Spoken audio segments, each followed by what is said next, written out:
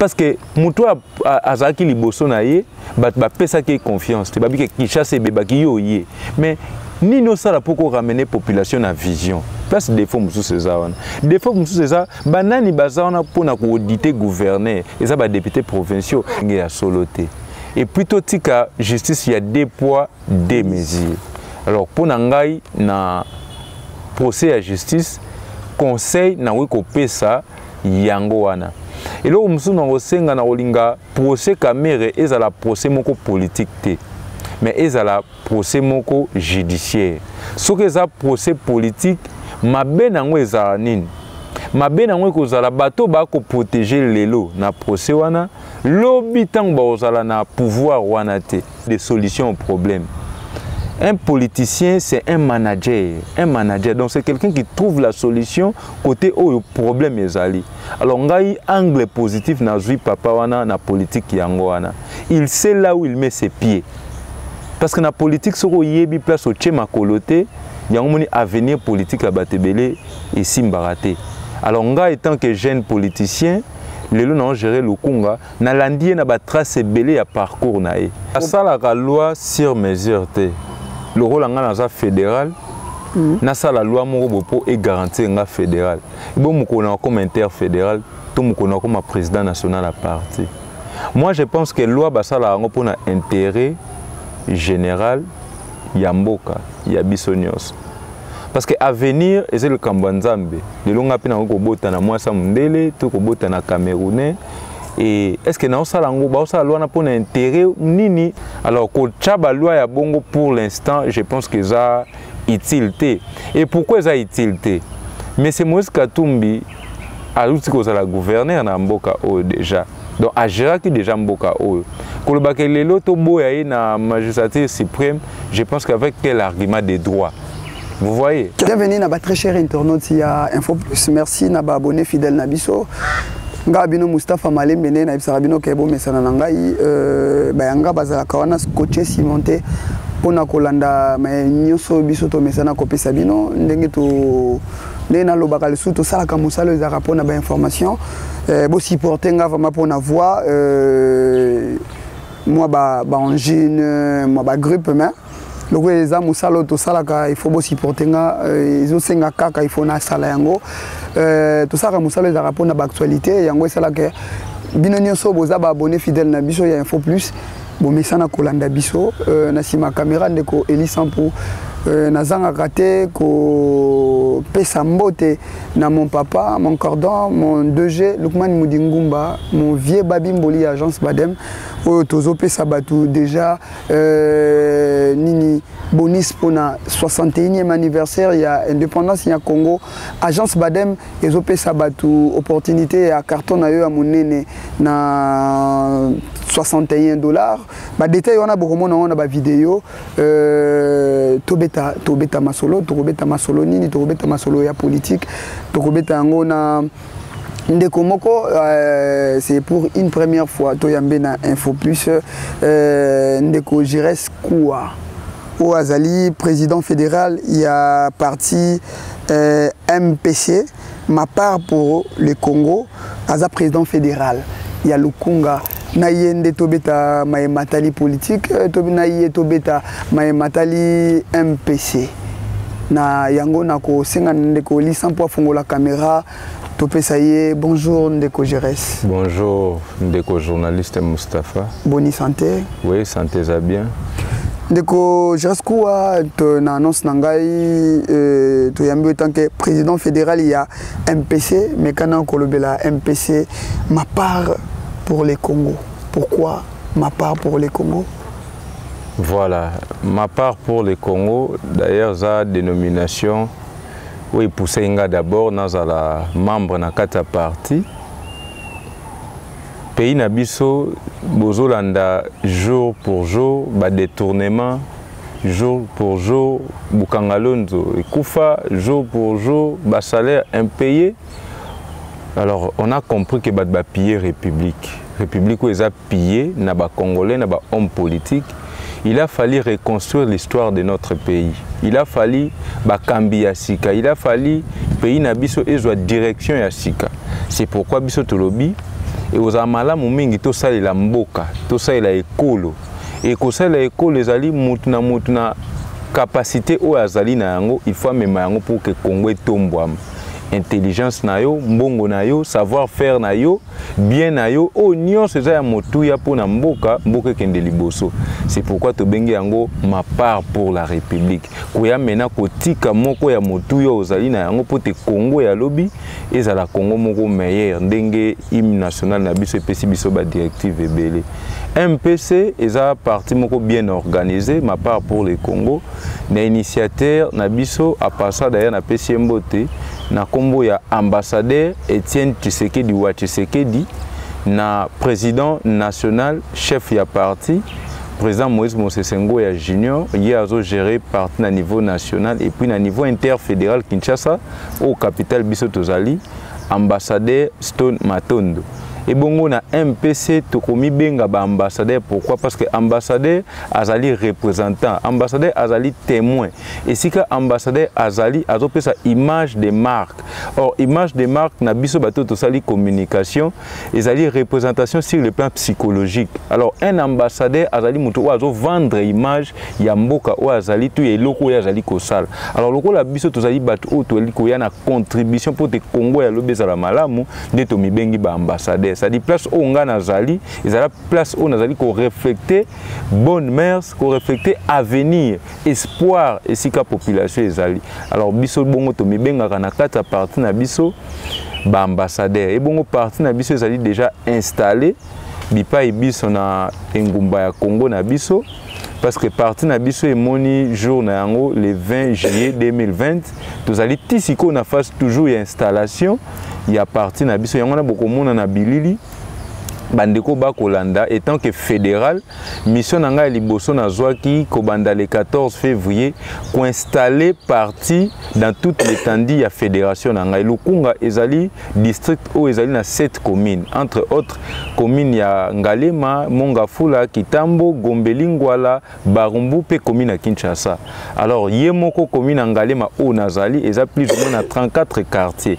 Alors tant soit pe de tolobi il faut batu ya sika po bakamba. Alors toboy ki jale lo na parti na biso tolingi batu oyo nanu bazali na ba tâche te ba o bazali na ba capacité ba o bazali na souci ya mboka nde lobi to kamba république oyo nde musala nazali ko sala déjà à 90% na sali yango et puis population na kotala ba ebanso ba kambi mboka na biso ndenge ekomi na niveau ezali bazali kaka na souci ya opesa espoir na ba ya sika pote Congo ya lobi ezala Congo ya malam. Alors étant que fédéral nazali na mosala makasi ya kosala parce que un fédéral dans un parti politique il a beaucoup plus na responsabilité administrative parce que parti politique pour etambola malam il faut administration nango ezala très efficace. C'est pourquoi tozali ko décentraliser d'abord pouvoir na biso ti na base parce que parti mingi to moni na mboka na biso baza na population te baza na base te yango na bokomona pasi ya population ezali ko mata pamba te bakambia ba parti politique ba kambia mboka bazali proche ya population te yango biso na ma part pour le Congo tolobi d'abord il faut bokondi oyo initiateur Etienne Tshisekedi wa Tshisekedi azanango na molandi nae Junior Mosesengo ya ekozala bien raisonnement au initiateur azanango ekitati na mutu oyo azali membre ya sensibilisation na balabala soki communication efficace ezali tokomona ke ata tango tokozwa bokondi tokamba message ekozala connecté na bakondi et puis na population oyo ezosala matin na ba parti politique na biso yango tolingi ma part pour le Congo ezala na différence makasi na ndenge na biso ya kosalela musala yango na tina penza même ngai moko na lobaki na vision monene eyeto réfléchir pour na Congo ya lobi en tout cas esika oyo Congo la ko se retrouver na bambule ezali ko ya bientôt ba élection ezali kaka na ma part pour le Congo. Les alikara na ma part pour le Congo na landi président fédéral ya Lukunga ndeko Jereskoua ma part pour le Congo tozala kakawana ma part pour le Congo bandeko ya Goma Niragongo ravagé bango bandeko bakimi ma part pour le Congo contribution nango ezalaki nini est-ce que na solidarité pour Goma tout monde qui ma présence à ma part pour le Congo te. Bon, tous un problème moko na Congo na biso, baza beaucoup plus na problème psychologique. parce que ceux qui battent la contribution même dans la famille hein beaucoup plus matériel. Or la contribution ou l'accompagnement il y a dans la situation il y a pas si ils ont un aspect belé et que la spirituel et que la morale. Moi je pense que jour il y a liboso événement ne salemaki le président national Junior Moses Ngoya a intervenu qui peut à Twitter qui coûte pour na koloba ke tozo ko se compatir na bandeko wana. Alors biso tolingi makambu ya Goma to salango ndenge batne so ba ko sala te o biso to sangisi bilamba to memela bango est-ce que besoin na bango beaucoup plus ça bilamba biso tozo chambongo po to memela bango est-ce que batu ya Goma bazan a besoin ya mbongo. Il faut avoir le problème. Aucun jamais qu'on trouve solution comme ma hypothèse sans y problématique. Vous voyez, c'est pourquoi on a bien ma part pour les Congo Tolinkotala. Est-ce que Goma pourquoi problème moi n'est qui problème moi n'est par rapport il y a manque il y a suivi par rapport il y a manque il y a accompagnement il y a secteur où ils allaient na supervision il y a Kolandela volcan wana. Balobi manque peut-être il y a communication. Bon, manque il y a communication, c'est pourquoi. Balobi ezalaki ni ragongo tezalaki ni mususu. Et yangwana biso na ma part pour les Congo toujours réfléchir comment proposition na biso tant toko pesa yango bandeko na biso ya Goma ezala na solution moko durable parce que na koyebisa yo na devise na biso ma part pour les Congo d'abord tobi le patriotisme, tolobeli l'égalité, tolobeli développement. Alors na développement et ça eloko eza durable. On peut donner aujourd'hui l'argent, on peut aujourd'hui donner les habits, mais est-ce que solution est palliative? Solution est-ce qu'elle est efficace? Il y a un moment biso na ba kondi à parti, toujours réfléchir dans peu de temps, tout répondre na où est la contribution na biso pour na bandeko ya beni et puis est la contribution moko durable où est que lobby tant que volcan kolinge bima ba précaution na ba prérogative na prise en charge ya malamu.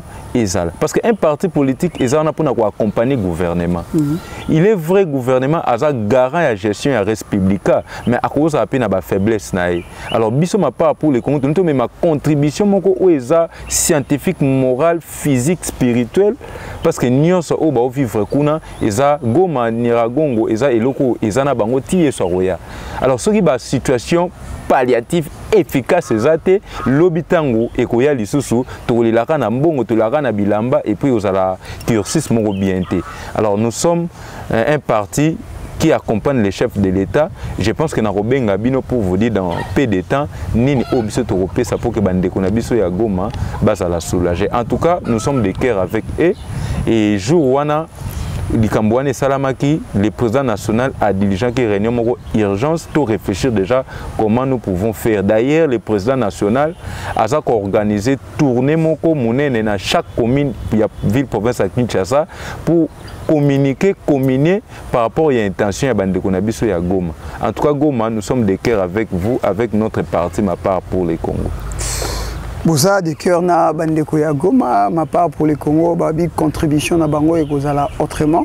Ezaka o batu bazo sala kaka bongo te ke ba mona, mais bango contribution na bango pe kozala. Ndeko je reste quoi tango tozo sala politique. To tango yozo sala politique, ba mentor bazalaka. Il y a des patriarches na politique. Un bon matin, les patriarches Kitenge Yesu akufi tango oyoka ki sango wana et lobela ki onini par rapport ya ba analyse na yo par rapport ya politique congolaise. Bon, premièrement, nous avons un sentiment de tristesse. Pourquoi? Parce que patriarche Kitenge Yesu en politique a icône. Il a fait son histoire. Moi, mon père, fille, chauffeur, il y a deuxième république, a Betelanga Masole Beletan Nazaki Mwana ya patriarche Kitenge Yesu. Il est vrai que tout soit à Koufokolo, ma bénété, malamunete, paix à son âme, place à Zali, mais patriarche a sali histoire monene pour na mboka na biso. D'ailleurs, nous les jeunes politiciens, j'ai pensé peut-être un jour na politique na la pembe nae. Nazwa coaching ya papa wana. Papa Kitenge Yesu c'est quelqu'un à politique qui donne des solutions aux problèmes. Un politicien, c'est un manager. Un manager, donc c'est quelqu'un qui trouve la solution côté où le problème est allé. Alors, on a un angle positif dans le papa wana na politique yangoana. Il sait là où il met ses pieds.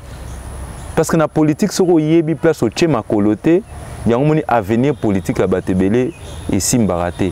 Alors, on a étant que jeune politicien, les gens ont géré le Congo, na landie na ba trace belé à parcours nae. Na moni que soki na matérialisé ou ezali parcours politique ya kitengeye zupe a sonam psika azali nzambi na ozala un vrai politicien. En tout cas, ba témoignage za moi mingi moyena relaté yango a ezate. Je pense que même équilibre ya gestion ya res publica oyo président Etienne Tshisekedi azo sala lelo na ba réussite belé na rikoloba et belé à pourcentage à jouer en anglais à papa qui t'engage. Alors, ils ont perdu mon nez pour le Congo, pour perdre un grand baobab dans le niveau qui t'engage et puis si biso passe. Mais je pense que Nzambe alo là, où Atika Raban a été, les lots qui t'engage accueilli, les lots biso ba vrai un grand leader toé. Ozomo na yo moko na ba itando mosusu. C'est-à-dire qui t'engage accueilli.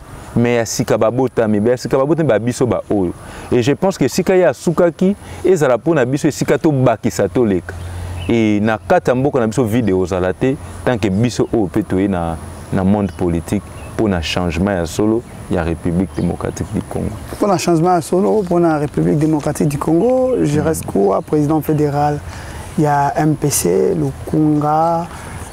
Moi question moko ezali Kinshasa to lobananu avant ko kende na mai mususu Kinshasa ezotambola boni c'est loba analyse na yo.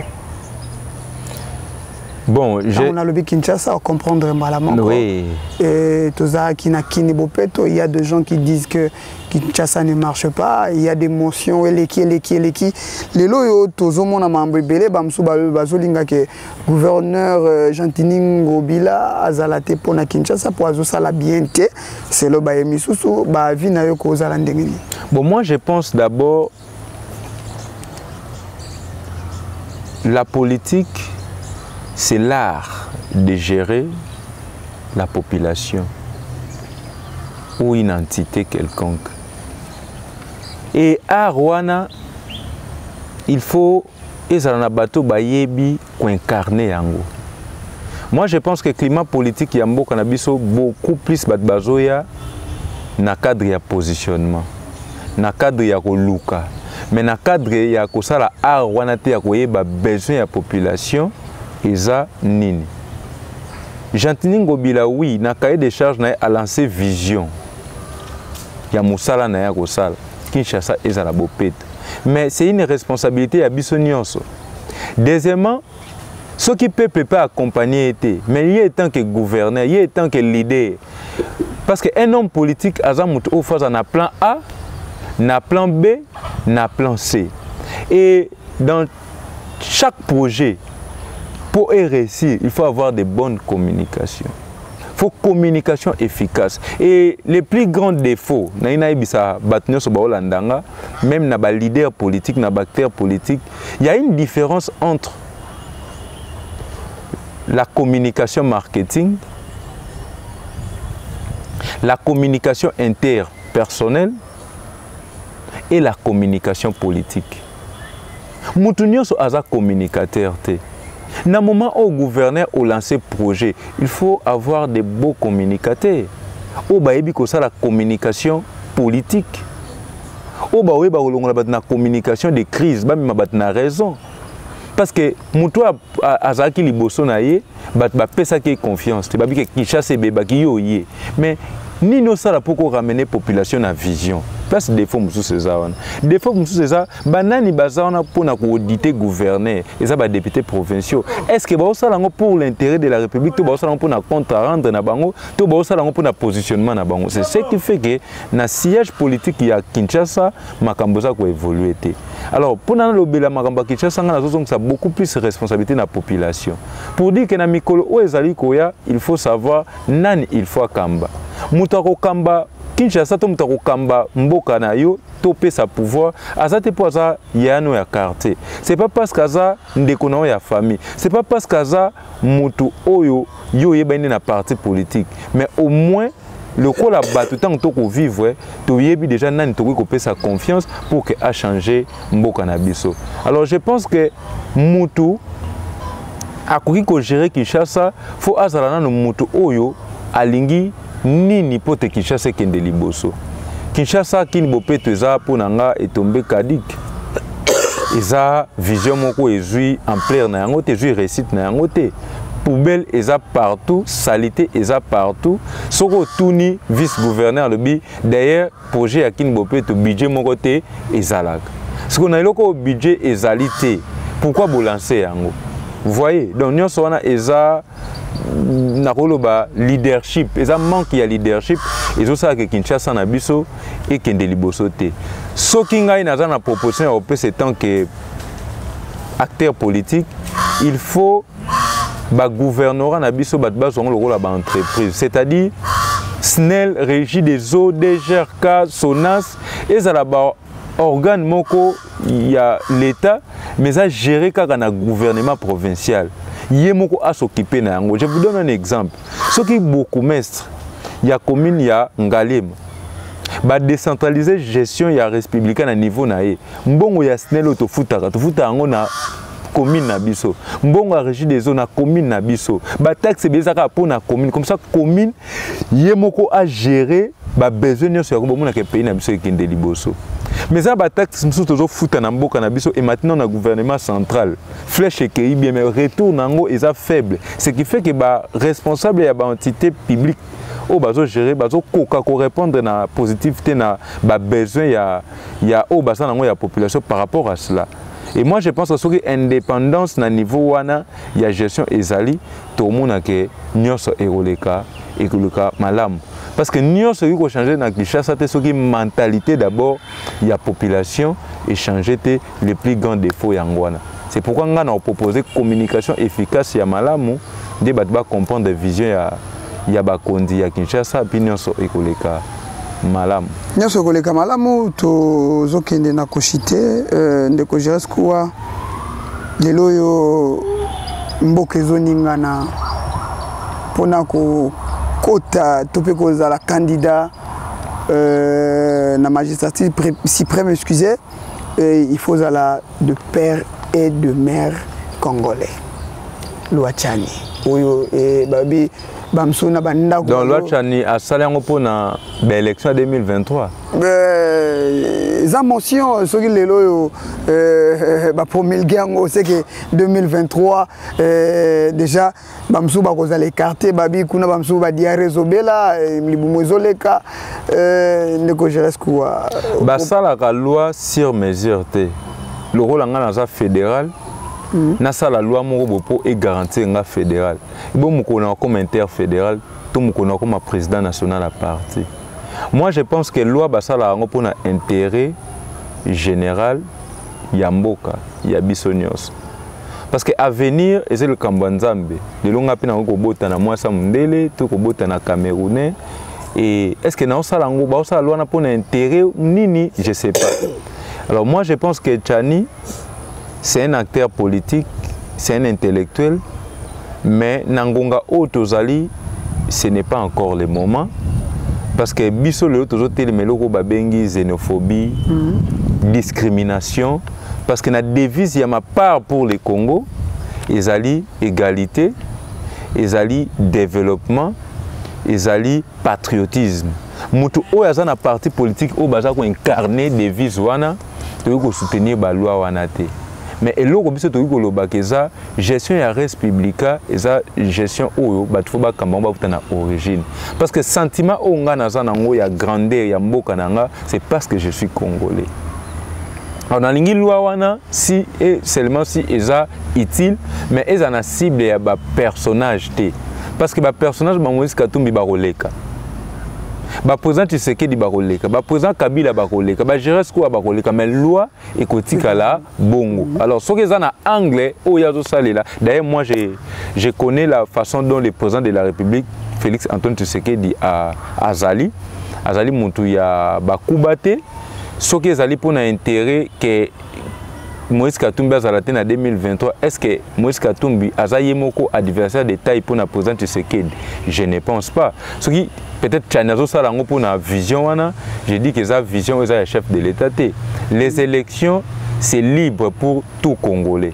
Et moi, je pense que tout Congolais a droit de postuler. Même si on a postulé comme président de la République, Moutako Pixanga Azate. Ce qui, M. Moïse Katumba Monique Aza éligible, il y a un candidat président Moutako Pikisae Azate.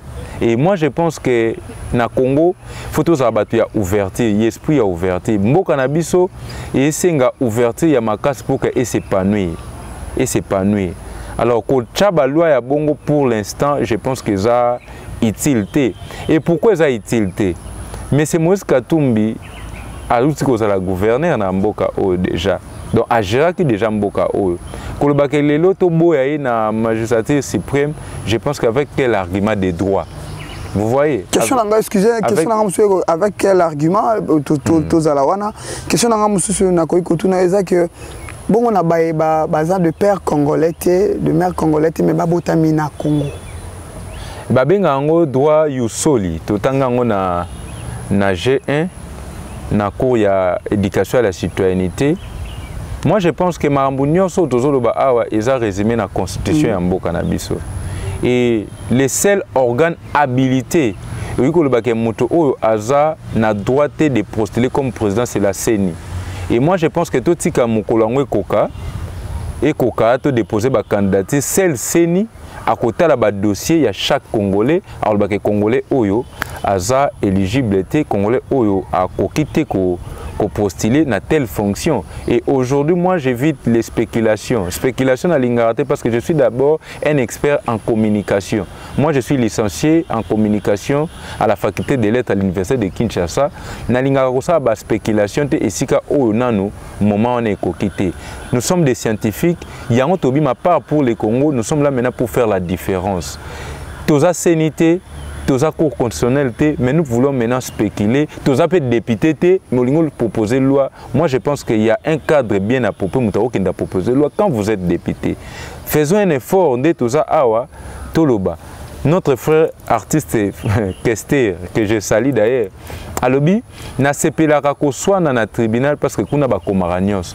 Moi, je pense qu'il y a un cadre bien déterminé, qui a proposé loi, ils ont l'Assemblée nationale. Alors, tout ça, l'effort, en 2023, Tchani Abima, député, a proposé loi. Mais les lois, ils ont la spéculation, division, les autres, ils ont béni, ils ont un état de siège, ils ont un pays instauré dans le Congo Mobimba. Alors, que ça, là, proposition discriminatoire, moi personnellement, pas au nom de notre parti, mais personnellement, je ne vais pas parce que nous statut dans la parti et l'égalité, patriotisme. Moi, je patriote, je rassemblé. Parce que l'union fait la force. D'ailleurs, devise Nabiso, la colonisation, et que l'union fait la force. Avec apport, il y a moko na pays Nabiso, na si Congo Nabiso, et aux ala Congo moko fort et puis uni. Congo kozala fort et puis uni, tozochité déjà pour ces caméras de Kojirescoua. Pour ces caméras, ils ont kende kaka neti koto bamsu balobi non. Bazo plaider innocence naie, basala qui marche. Tant qu'analyste politique, yozomona dossier wanezo kende ndengeni. Bon, moi j'ai beaucoup d'estime. Hein. Il y a le président Vital Kamerhe, mais Vital Kamerhe abimi na école, il y a cash, il y a cap pour les changements. Na vision, il y a Mokonza Mboka. Et je pense que na Kenya, nde bakutana na papa Mokonza Mboka basangisaki des cahiers, des charges, il y a vision na bango, il y a kokamba mboka. Alors na vision wana, où ils a très fort babi état de droit. Donc justice, il y a solo parce que justice nde tombolaka écolo. Et lelo caméra za na justice, procès bandaki, tozolanda procès. Alors, ngai personnellement, elo na yiko senga ezala état de droit ya solo. Et mema dossier tina suka, dossier na premier degré, bakataki yango bakondanaki, le président Vital à côté appel, de procès qui diffusé na télévision, to sepela ndenge koti na appel procès bandi et kende tina suka. Soki Vital Kamerhe il est innocent, justice et bimisaye. Soki monsieur Vital Kamerhe azali coupable, justice et kangaye. Parce que tokoki ko changer mentalité na biso te, soki pe banti valeur ebele efficace to lobeli yango na ndenge ya solo te. Et plutôt tika justice il y a deux poids deux mesures. Alors pour nangai na procès à justice conseil na wiko pesa yango wana. Et là musu na osenga na olinga procès Kamerhe ezala procès moko politique te. Mais ezala procès moko judiciaire. Soki eza procès politique, mabe nango ezala nini? Mabe nango kozala bato ba ko protéger lelo na procès wana, lobi tango ba ozala na pouvoir wana te. Parce que procès à justice c'est pour la rater. Procès à justice c'est que ça la 30 à 40 procès zongi. Donc on a conseil pe nazo lancer na bato nyonso oyo soki eza politique. Ba ko sala que Kamerhe a souffrir, ba que justice et pour la rater, lelo to lobi procès ko zonga. Mais soki eza politique te za ya solo asala ki ba flagrance wana justice et ça là musala nango esika o justice ezali biso ba o acteur politique to ko pesa ba point de vue na biso te, mais to ko pesa conseil que mutu na mutu esika azali alandela yango to asaila yango ya solo pour que nyonso eleka malamu. Mais nous sommes de cœur avec le président Vital Kamerhe ndina Yesu. Kamerhe aza école. Au-delà de ses erreurs, au-delà de ses habits que je sais pas, parce que c'est la justice, aza école. Nakolanda ba trace ya Kamerhe, c'est un grand leader, c'est un grand leader. Ose na bi pe na école nanga natangaka pe Kamerhe mingi, ndenge natangaka président Tshisekedi Tshilombo, ndenge natangaka président Moïse Mosese Ngoya Junior, natangaka pe Kamerhe na point positif na ye. Et je pense que un barba comme Kamerhe aza moto oto iko sacrifier te soki pour ses politique.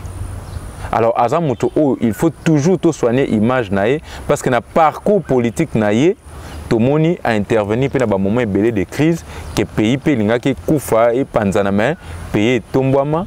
Dans ce sens là que je suis de cœur avec lui, mais seule justice qui élève la nation et kata dossier wana toyeba nani azali coupable nani azali vainqueur. Donc je reste quoi aux citer déjà étant que jeune politicien, président fédéral, il y a MPC, il y a Fédération Lukunga, vision na yo pona Lukunga et koki kozala nini. Vision nangai pona Lukunga d'abord, ils a très efficace, ils ali vision moko munene, parfois nazo yebate na partager yango na nani. Lukunga ezali district monene. Soki nazali na parti ma part pour le Congo pour na mona na devise na yango développement. C'est-à-dire na Lukunga na lingi développement ya solo et quota. Parce que na Lukunga ressources humaines. Soki Chine eza place où ezali d'abord Mao Tse-tung atalaki ressources humaines population azalaki na yango. Alors batu ya Lukunga bazali batu o bazali na besoin ya orientation. Na lingo komisa mama nyonso ya Lukunga, jeune nyonso ya Lukunga un acteur de développement. Na kena lutendele. Na moni il y a plus ou moins 2800 palmiers. Palmiers banzeta mbila. Mais na banzeta mbila wana nyonso machine moko kaka tono ndi bazonika mbila po basela biso huile de palme. Mais baza bandeko na biso ya parti MPC. Pour dire que ndé na ben débit soki bactère politique ba comprendre que Moussa na biso ali art to gestion ya batouana que communion ezali na batouana. Moi je pense que un bourgmestre a roki jamais qu'on dépende même na ba rétrocession ya gouverner to ya gouvernement central. Ya moninga vision na ngezali soki batu ya Lukunga bako pesa biso confiance parti MPC soki batu ya Lukunga bako pesa ngai président fédéral na ko komisa membre nyonso congolais nyonso ya Lukunga un acteur de développement. Je vous donne un exemple. Batu balingi balata ba polo ndena koyoka Oh, mutumoko yaki apesi biso 5 000 francs, apesi biso 10 000 francs. Mais tozali côté Kamboka. Nga naza un acteur de développement. Avant ça, la politique, napesi merci mingi na batata na nga molimo ya Église catholique. Je suis le président régional ya Lukunga ya Bajene. Nauti kozala président ya doyenné Saint-François. Nauti kozala président ya paroisse Saint-Albert le Grand na ma campagne. Balakisi biso développement. Nami lobeli soki na lobi na sala ba t-shirt. Na sali 40 000 t-shirts na kabolila batu po balinganga.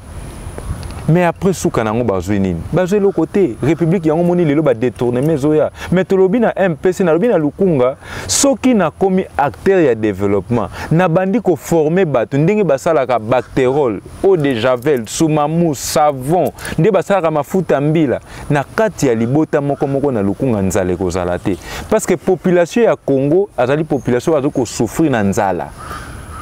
Ndeko Giresse azo souffrir na nzala. Est-ce que yo yebi ndenge toza awa ba mama na biso ya Lukunga bakendaka zando mama ya Lukunga soka ke na zando akomuna mwasi ya wara ya ndingari ya nigérien azoteka yaou na bassin aye nango na brouette bassin plein mwasi wana kovandela yaou na de 8h à 19h et yaou na bango kitoko mais bazobosana ke mama wana azoteka yaou ya nigérien ya kenyan na pays na ye na fin du mois aoso badisa kasima atindi yango zo mona ba congolais ba kinois beaucoup plus zo ba ah Congo kin souffrance vous mona kende Brazza ngana zali na Brazza mois passé na koti mutazo préféré ateka mai na Brazza pour kendolia koko mais soko ebisi ateka mai awa akoteka te. Est-ce que mai na biso ya au pire bat bayana projet wana eza ba nigérien ya kaka boye pourtant on a nos uzina nini ya appui ya population te ozo séduire dans nos batuna maloba mais lobby wana tango ba kopesa yo pe esika Ndeko Giresse okimi ndepe baya na Lukunga ngoto lobaka wa surtout bandi kotanga baya na Lukunga ba pesa ba promesse na sepeli na question na makasi mais tikela ngaita na expliquer au makasi na faire comprendre des populations le moko boyebi pourquoi population boloba ke mutu auto vota ki mutu wana kimi po azaka mutu ya base te. Je parle pas seulement na bateau bazan à Kinshasa nga naza na ba professeur na nga d'université ya Iniki na otanga kombote mais base na ye fief na ye eza na mboka na bango mais vendre na biso na kina bana na écoute bana poto soko permettre ngana tanga ba kombo bat na tangi ndeko na ngai Eliezer Tambwe na pesi mbote pasara musala na bien azali molobeli mais soki ke Eliezer Tambwe aza kinois te na sali xénophobie te mais na lobi la base po bi bat bakima Eliezer aza ndeko na biso uti Mbujimai mais ba voter na Lukunga puis massivement premier na Lukunga mais yo yebi ngai na yo tokoli na quartier Congo avoko ma cimetière à Kintambo to beti na obil to kumbi serso. Est-ce que ngai intérêt ni na ozananso il on a comme député ministre na kende ko vanda na chango to na kende ko vanda na basankos. Il y a un problème ya base. Quand on dit base la tini base la kisi ba origine na yo origine na yo na pesi mbote mingi na bandeko na ngai ya Kanluka po na za Lukunga Kanluka eza quartier na kati ya Ngalema Ngalema eza commune na district mais Kanluka eza le seul quartier où ebimisaka des députés nationaux. Vraiment merci vraiment babimisaka nanu mwana na bango moko nanu avant na chité wana babimisaka des députés nationaux babimisi na provincial moko kendo vérifier aux journalistes d'investigation. Et ce qu'on pays na Kanluka il y a des témoignages babi non tous en bas difficulté bato ko kufa cercueil ezate tous en mai tous en courant il faut to voter qui a kuma yamba aza préfet na nga ya kala na batela. Vous voyez, au moins ceux qui congolais nyo sa monique biso na carton toza to bimisa mwana ya biso de ya ko sunga biso e oza mala mumingi. Ce totali bate belé ba bima ba député na Lukunga, basa bat ba koli na poto, basa bat o ba yekoya, mais ba se pencher na biso ba kosi population na biso. Honorable Mova ya promettre bana malweka saleli bango forage, ceux qui tant forage wana salami, ceux qui ba yaki ko buka so basala ki ndenge nini.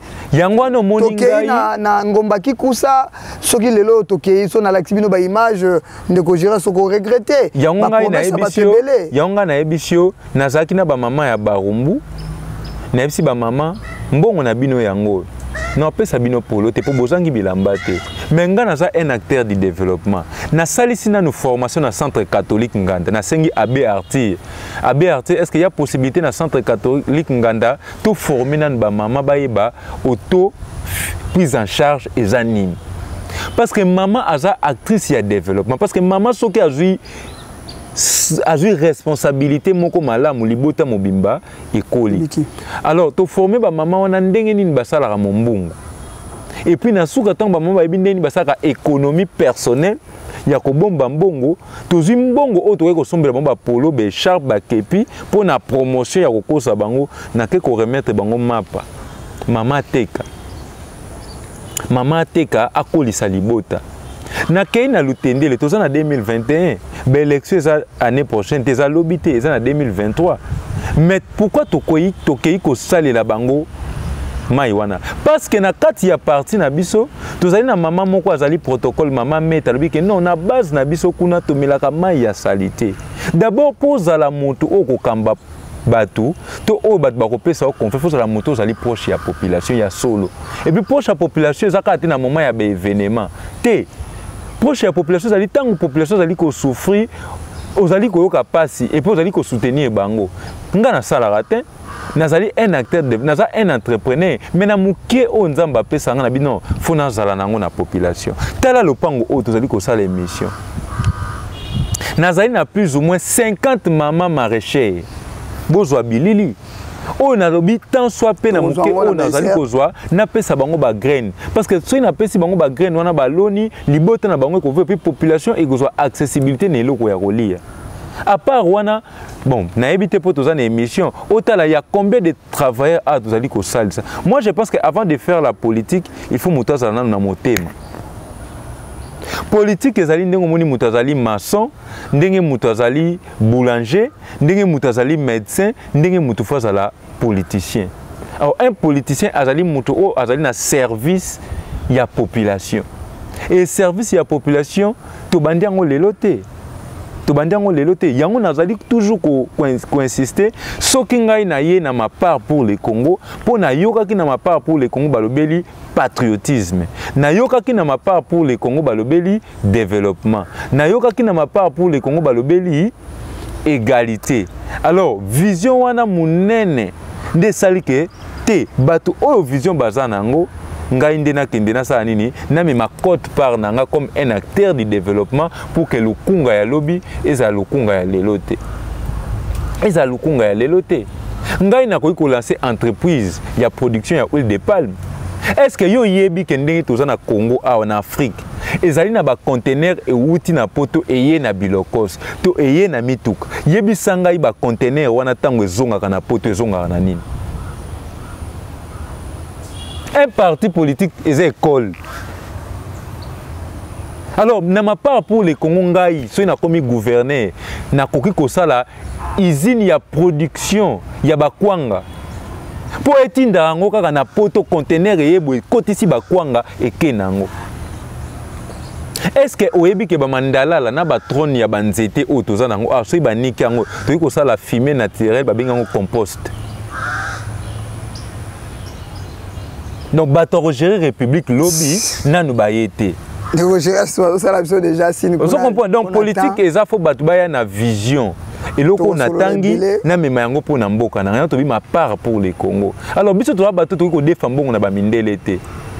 Tout ça ba fumer naturel aw. Est-ce que oyebi ke na grotte ya Mbanzangungu?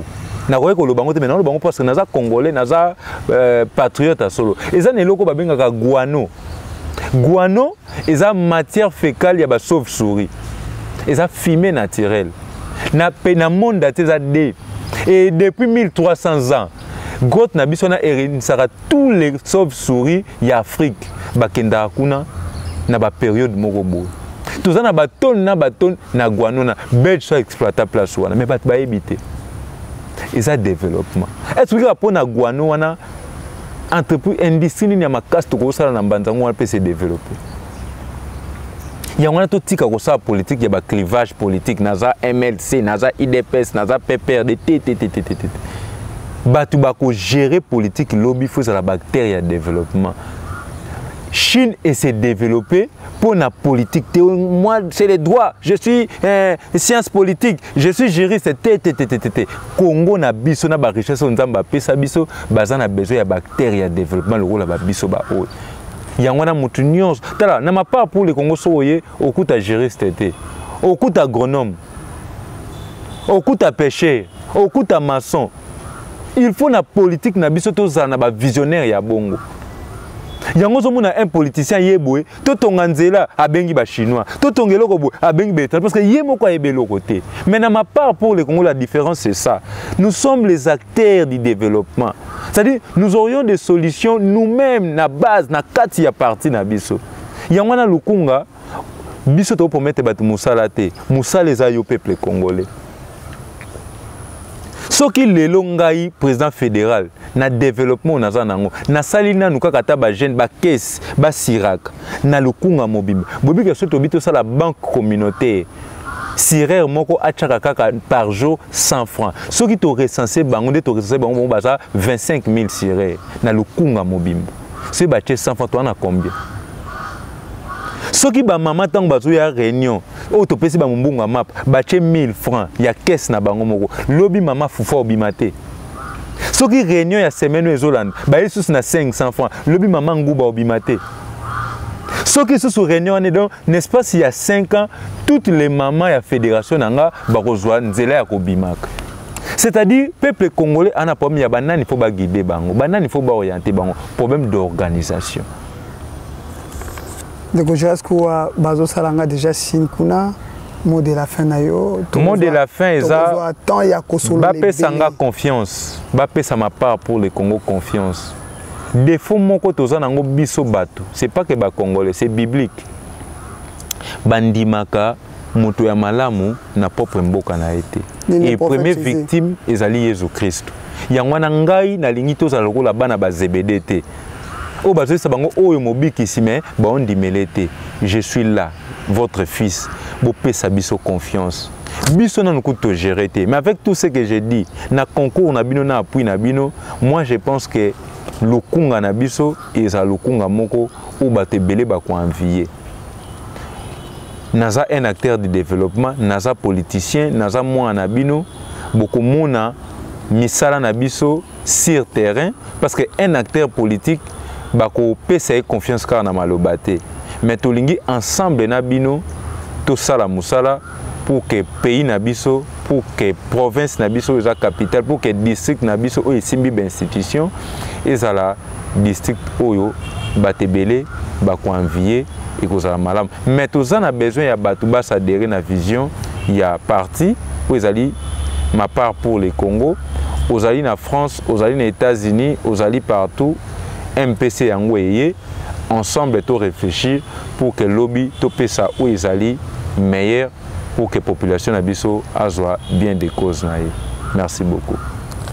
Merci beaucoup au Anezalaki ndeko Jiresku vraiment bolandi